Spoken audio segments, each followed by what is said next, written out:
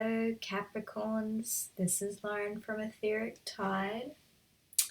We are doing your July general reading, and we are talking about like Mercury retrograde and how it kind of affects us and how it's not really such a bad thing. I mean, I do apologize if I completely muddle my words because that's a little bit how Mercury retrograde affects me. And sometimes electronics play up and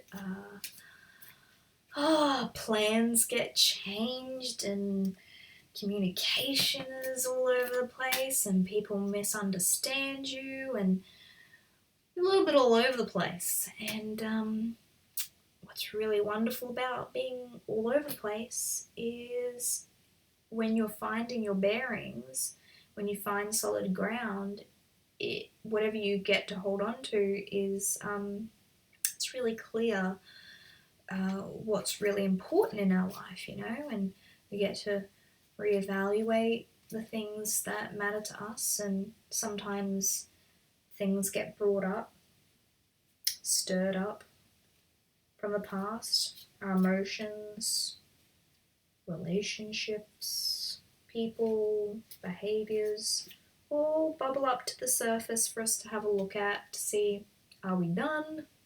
Are we done with this? You done with this person? You done with this feeling? You done with this belief system? You over it by now? Yeah. Time to let that go. Every retrograde that you have, like the same similar themes might come up, but it might not be as bad as the time before that until eventually it clears it out for good. So I think this is going to be a good one for you guys. I think that this retrograde is going to be like maybe one of the last ones on whatever this is we're going to be talking about. It's probably going to be one of the last times that it's going to come up in your vibration. Ooh, hello. I'm like, it's probably going to be about money. I mean, like, all of the readings have been pretty much about money. And I mean, I'm not surprised, Capricorn. Yeah, so it's the Page of Pentacles. There's a belief system about money that's going to be brought up during the retrograde for you to have a look at. But it's going to probably be the last time. So, Page of Pentacles. Whew. He's looking at this pentacle like it's something really special, like it's something that, putting it on a pedestal, putting it above themselves, almost out of reach, like it's this precious, incredible, hard to get, hard to find, rare diamond of a thing. But like, diamonds are only as precious as people decide they are.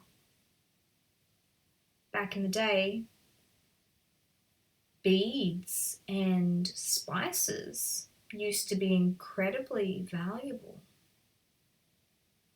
So what if we decided what we think is valuable?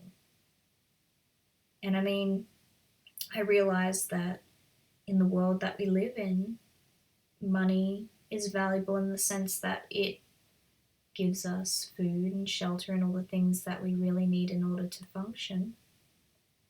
It's the thing that our society has deemed the currency of how we live our lives.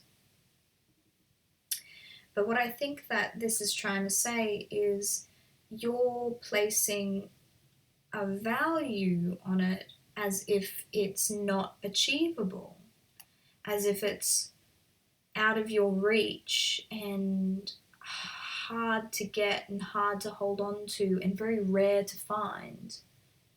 money isn't rare. It's even something that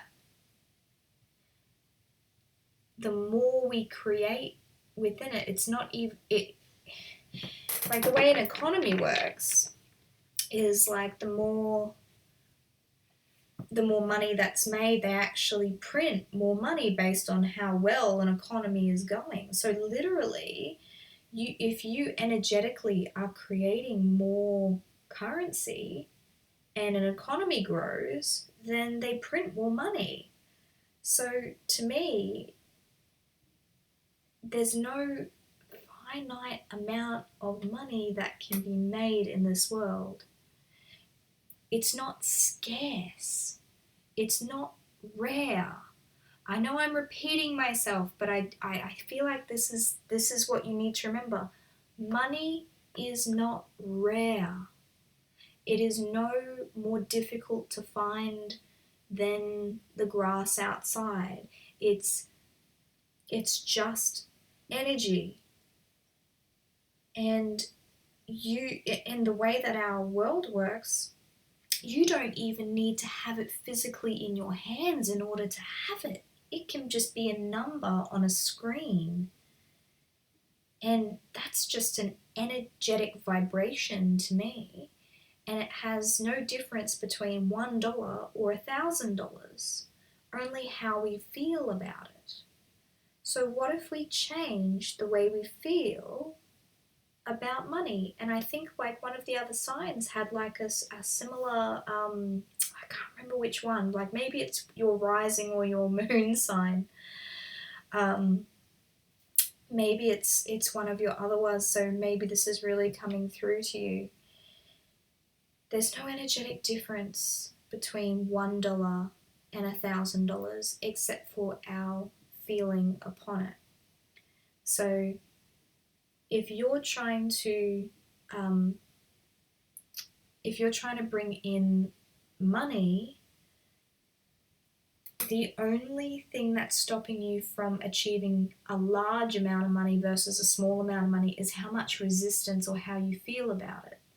So if all the universe is seeing is energetically abundance, and money is an energetic vibration, if you are resonating at that energetic vibration, there is no limit to the amount of money that can actually be attracted to you.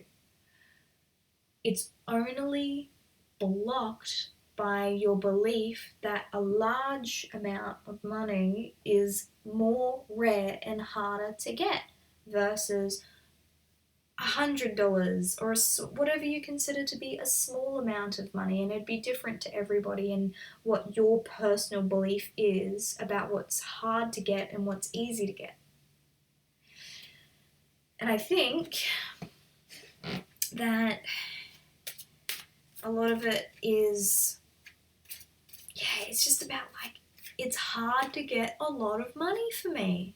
That's the belief that's coming up here. And I think the Tower. I think that you're probably going to go through a lot of situations where you feel like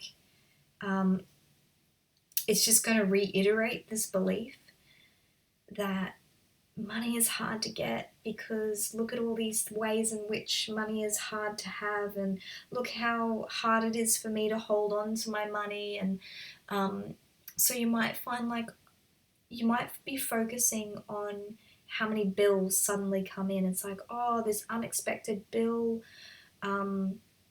or maybe you lose money, or maybe you miscalculate something and it turns out that you have to pay more for something.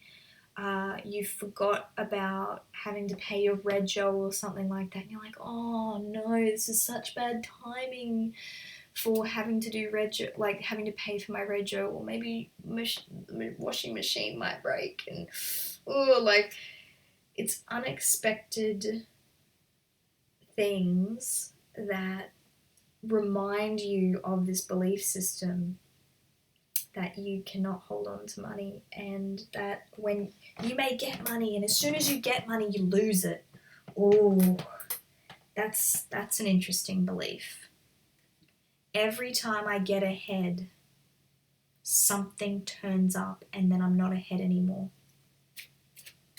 How many of you have that belief? I just was starting to save money and all that money I just saved is gone.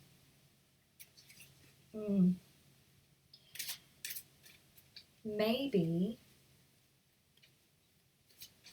isn't it nice that the universe delivered you money in order to be there in case of an emergency? Isn't it nice that when the washing machine broke down, that you had the money to buy a new washing machine? Isn't that nice? So see how flipping the perspective from